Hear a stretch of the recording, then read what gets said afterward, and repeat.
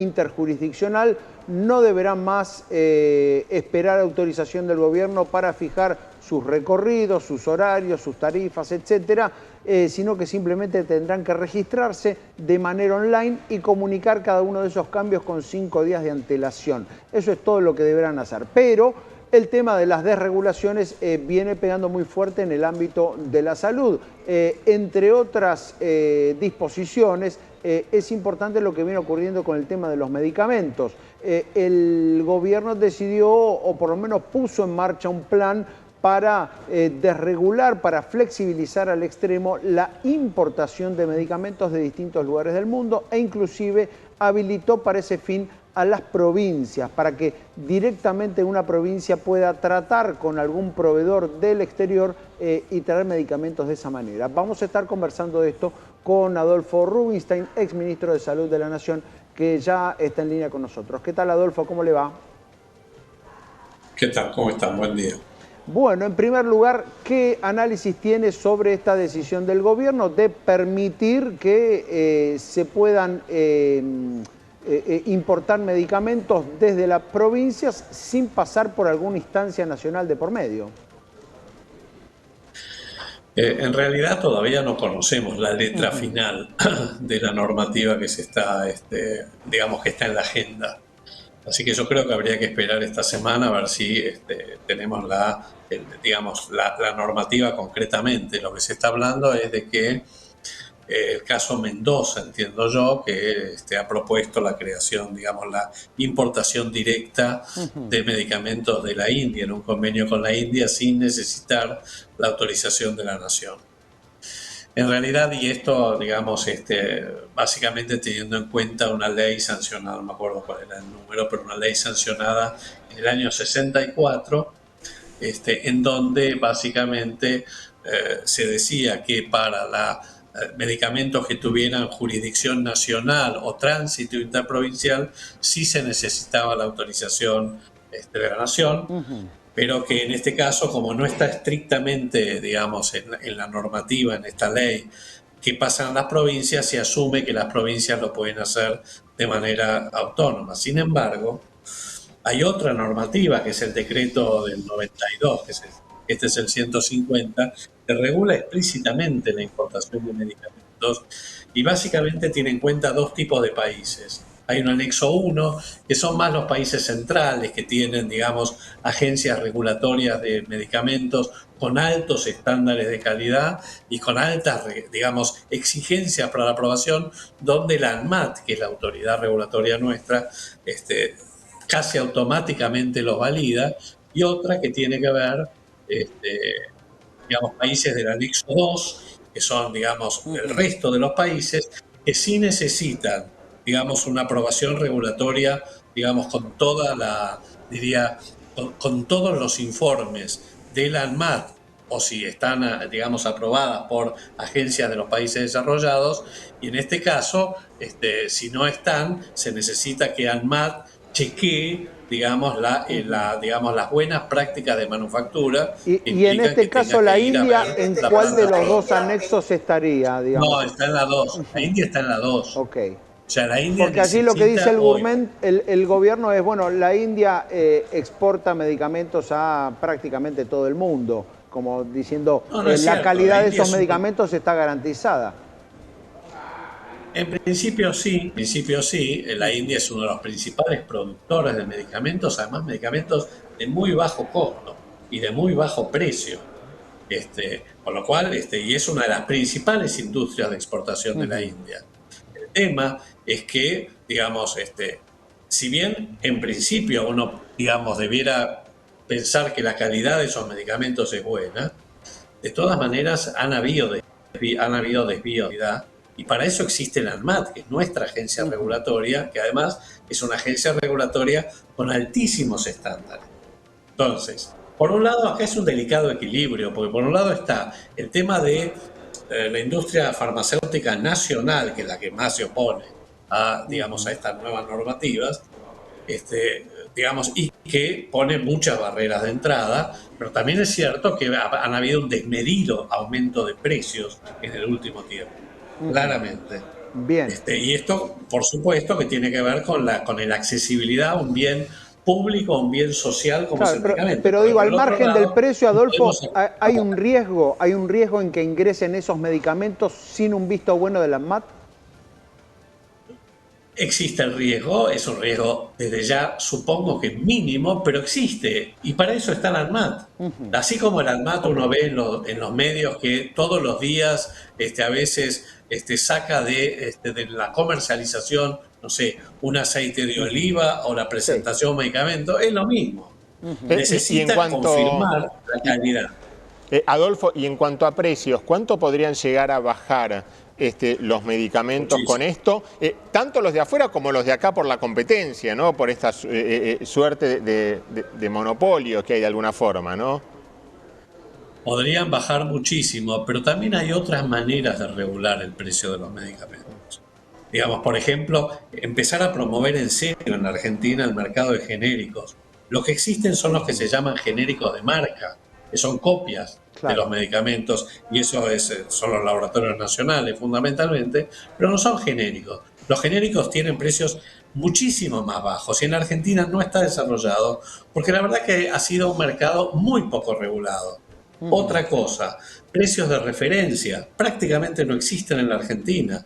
Otra cosa, cuando nosotros estuvimos en la gestión, hicimos lo que se llamaban compras conjuntas o centralizadas, donde juntábamos a los actores más importantes, por ejemplo, del sector público, de la seguridad social, con volumen, por ejemplo, PAMI, el Ministerio de Salud, muchas provincias, algunas obras sociales, y con eso conseguíamos tener, digamos, una porción del mercado muy grande para negociar de manera, digamos, en una posición de mucha fortaleza con la industria, en licitaciones públicas, para bajar el precio. Y de hecho, conseguimos realmente reducciones de precios muy importantes. Entonces, digamos, hay otras maneras de hacerlo. Yo creo Bien, que hay ahora que, y además perdóneme, me Adolfo, parece... ¿por qué no se pudo, usted que estuvo sentado en ese sillón y conoció el tema de cerca, por qué el mercado de genéricos, que está regulado hace más de 20 años, ¿no? Si no recuerdo mal, digo, ¿por qué no pudo desarrollarse lo suficiente? Bueno, porque hay, digamos, hay que generar, digamos, en este caso, digamos, verdaderamente una decisión política, además de una decisión económica, digamos, de movilizar el mercado de genéricos en la Argentina, como lo han hecho muchos países desarrollados, la mayoría diría yo. Pero Entonces eso, El hay que lobby es muy sentarse fuerte, con ¿no? El mucha lobby de calma. los laboratorios, que incluso financian Es campañas muy políticas, fuerte. es muy fuerte. ahora, Es muy fuerte, claro pero que sí. eso no va a venir con desregulación, ¿no? Justamente, que es el espíritu que está reinando por estos días.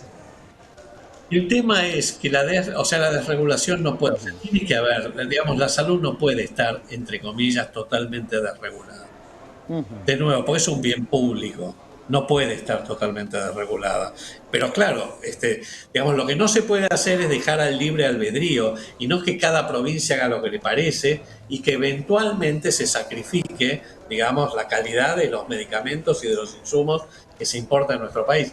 Todo esto, de nuevo, es un delicado equilibrio, no son decisiones, honestamente, que se puedan tomar de un día para el otro. Y además hay que mirar bien el espíritu de la ley y de los decretos, digamos, que salieron de... Hay muchos jubilados o incluso gente que va perdiendo poder adquisitivo que como no puede comprar el medicamento, lo que hace es, va tomando en lugar, no sé, de uno por día, toma uno cada 2 días, como le recetan. ¿Qué consecuencias tiene esto sobre la salud? Y pésimas, pésimas. Por algo los medicamentos tienen, digamos, una prescripción definida y una posología, una manera de tomarlo y unas dosis terapéuticas adecuadas. Claramente, digamos, esto está ocurriendo en los segmentos más vulnerables y los jubilados son parte de ello, por supuesto, porque cada vez se hace más dificultoso el acceso a los medicamentos. Estamos hablando de los medicamentos ambulatorios, que son los antihipertensivos, los para bajar el colesterol o la diabetes, no son los medicamentos especiales que han aumentado de manera brutal en el último tiempo y que sí ponen en riesgo no solamente la atención, sino la sustentabilidad de los sistemas de salud. Bien, Adolfo, hay por estas horas otra enorme discusión en el terreno de la salud, también vinculada a una decisión de desregular del gobierno que tiene que ver con las obras sociales y tiene que ver con la posibilidad de que los aportes que los afiliados hacen siempre a través de una obra social para tener el servicio de una prepaga, finalmente se eliminen y esos aportes vayan en su totalidad a las empresas privadas. Se sabe que hay muchas obras sociales, sindicales, de actividades muy pequeñas, que sirven, como suele llamarse, de sello de goma, sirven solamente para canalizar esos aportes y así cumplir con la ley, pero en realidad no prestan ningún servicio. ¿Qué visión tiene sobre el anuncio del gobierno y sobre todo, le parece viable, le parece que va a poder implementarse? Vamos a ver, de nuevo, no conocemos la letra fina, la resolución final de cómo va a quedar esto. En principio estoy de acuerdo.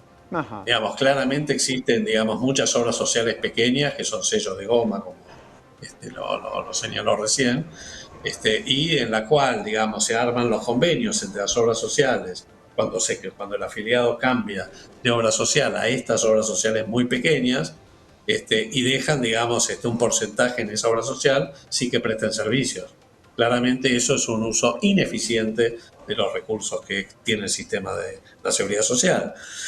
También es cierto que, ojo, porque las prepagas que entren al registro como agentes del seguro de salud van a tener que contribuir al Fondo Solidario de Redistribución, que hoy es entre un 15 y un 20%. No sé cuánto va a ser finalmente, creo que 15%.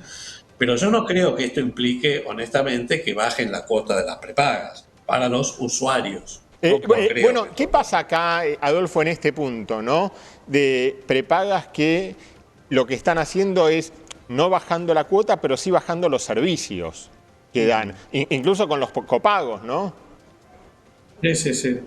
Bueno, hay una realidad incontrastable que es el aumento de los costos sanitarios, incluso muy por encima del índice de precios al consumidor, muy por encima.